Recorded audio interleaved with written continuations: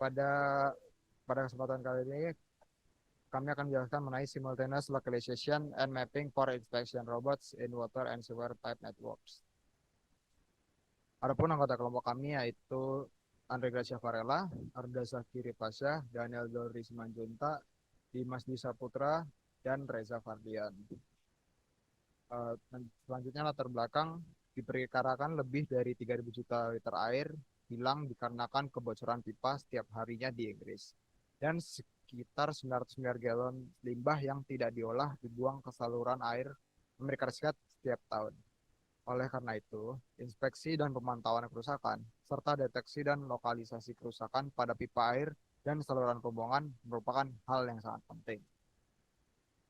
Saat ini, jaringan pipa air dan saluran pembuangan sebagian besar diperiksa secara manual. Tentunya metode ini memerlukan banyak waktu apabila terjadi penyumbatan atau kerusakan pada saluran air. Dan metode manual ini juga tidak efisien karena apabila ada kerusakan, maka kita akan mencari pipa yang bocor satu persatu dari ujung ke ujung. Selanjutnya tujuan. Tujuan dari penelitian ini adalah pemantauan terhadap jaringan pipa air bawah tanah menggunakan robot-robot yang dilengkapi dengan perangkat dan sensor komputasi yang diperlukan. Salah satunya optik, akustik, inersia, thermal, tekanan, dan adapun lainnya. Fungsinya untuk dapat menerima pipa sambil menavigasi, menempatkan diri, dan mengkomunikasikan informasi tentang kondisi pipa dan kerusakan seperti kebocoran atau penyumbatan kepada operator, yaitu manusia. Jadi intinya sistem ini adalah untuk mencari di mana titik kerusakan pada pipa atau saluran air sehingga kita tidak perlu mencarinya dari ujung ke ujung pipa tersebut. Sehingga ini akan memakan waktu sangat banyak dan lebih efisien dibanding cara konvensional.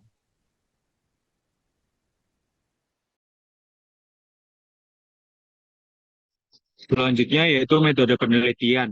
Dalam menjelaskan maksud dan menjawab tujuan penelitiannya, peneliti membagi pembahasan ke dalam 6 poin penting yang terdiri dari yang pertama yaitu pada bagian 3, peneliti menjelaskan persyaratan tingkat tinggi, high level requirement, industri air, dan menghubungkan dengan persyaratan teknik untuk slam pada pipa. Yang kedua yaitu pada bagian 4, peneliti memberikan ikhtisar metode penggunaan slam. Yang ketiga yaitu pada bagian 5, meninjau representasi peta. Kemudian yang keempat ada bagian 6, yaitu meninjau sensor-sensor yang digunakan untuk slam pada pipa. Yang kelima yaitu bagian 7, tantangan penelitian dan implementasi masa depan. Kemudian yang terakhir pada bagian 8 yaitu kesimpulan. Berdasarkan pada 6 poin di atas, maka diketahui bahwa peneliti menjelaskan secara tidak langsung penelitian ini adalah penelitian kualitatif, yaitu non-kuantitatif dan non-eksperimental. Karena peneliti hanya menjelaskan dari segi aspek persyaratan, metode penggunaan, serta bagian-bagian apa yang saja yang perlu ada untuk menjalankan STEM. Baik, selanjutnya saya akan menjelaskan tentang hardware yang digunakan. Yang pertama ada Inertial and Odometry Depth Reckoning Sensors with Drift Correction. Odometri dengan tether system yang dapat membatasi jarak pergerakan robot. Metode untuk pelokalan dalam pipa untuk robot telah didasarkan pada teknik perhitungan mati. Ini biasanya menggabungkan unit IMU dengan odometri. Berikutnya adalah kameras. Kamera sangat sering disertakan pada robot inspeksi pipa sehingga kerusakan dapat dideteksi dengan inspeksi visual seperti di Makro, Kantaro, MR Inspect, Pipetron, dan Explorer. Berikutnya ada Acoustic and Radio Frequency Emitter Receiver Sensing.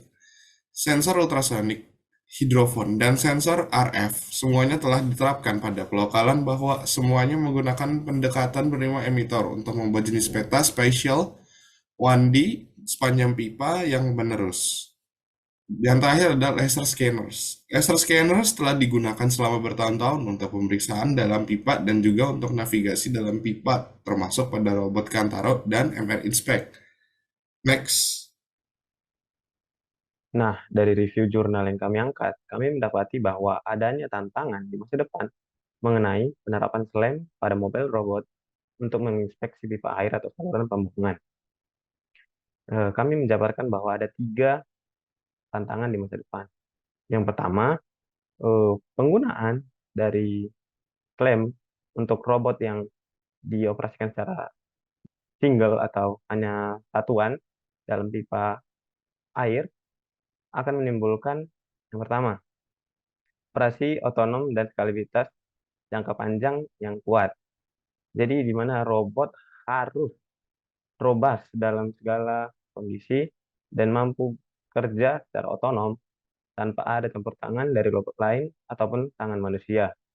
Di sini muncullah tantangan untuk menciptakan solusi yang mampu meminimalkan biaya di samping meningkatkan kerobosannya. Kemudian ada ketakutan akan kegagalan atau trust issue terhadap robot. Nah, kita tahu nih, di mana pada kasus tertentu robot-robot dapat bisa saja salah dalam deteksi lokasi kerusakan, sehingga dalam deteksi yang dihasilkan mereka menjadikan human fault atau kesalahan yang ditimbulkan oleh manusia. Jadi, contoh nih, kalau tadinya ada kerusakan di pipa dalam 5 meter dia di arah utara, tapi sebenarnya si robot mendeteksi 5 meter dari selatan. Nah, di sini si human error tadi disebabkan oleh kesalahan robot yang salah mendeteksi, sehingga lubang yang telah digali untuk memperbaiki kesalahan tadi menjadikan eh, ya gagal lah pada robot. Kemudian yang ketiga ada path planning dan SLAM yang aktif. Karena tujuannya dalam inspeksi air ya, inspeksi pipa air maksudnya, robot tentu harus memiliki path planning dan sistem SLAM yang aktif secara terus-menerus. Nah, sistem SLAM yang aktif ini memiliki 3 langkah. Yang pertama, identifikasi target yang akan dikunjungi. Dalam hal ini, target yang dikunjungi harus memiliki batasan wilayah tertentu. Kemudian ada robot yang memprediksi hasil dari informasi yang diambil untuk menjadi patokan besar target wilayah dengan risiko yang ada di depannya.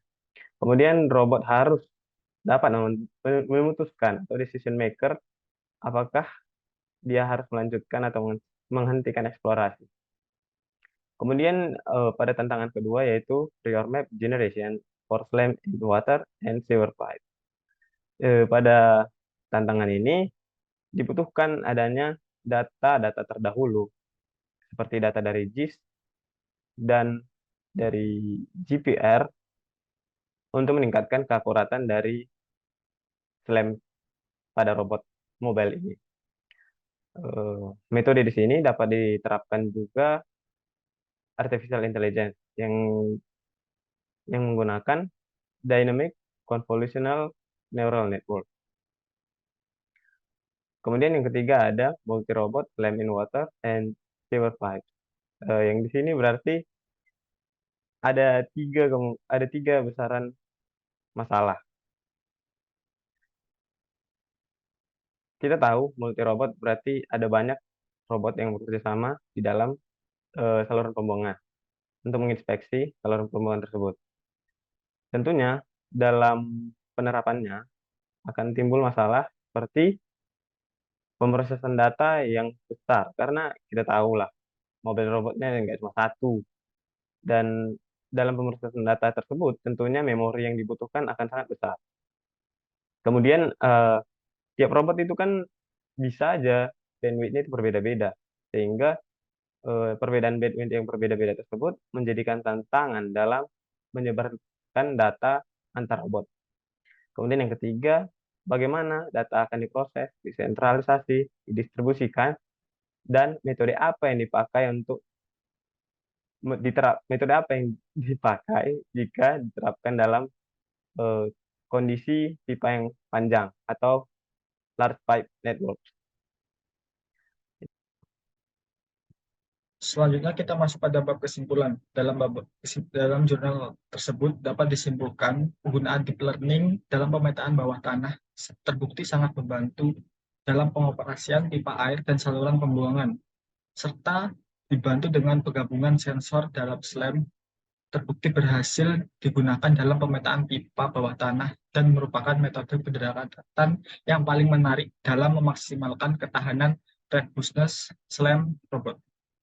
Sekian dari kelompok kami. Jika ada kurangnya saya mohon maaf. Wassalamualaikum warahmatullahi wabarakatuh.